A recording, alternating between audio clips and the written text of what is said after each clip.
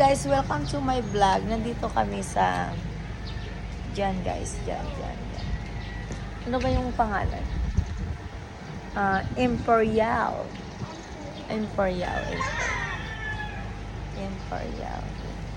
Ayun, mangungutang ako guys.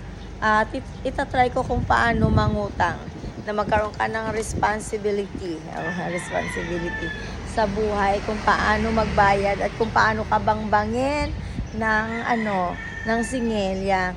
Basta kapag naningil guys, ang ibabayad ko ay yung bata na nasa likod ko. Ayan.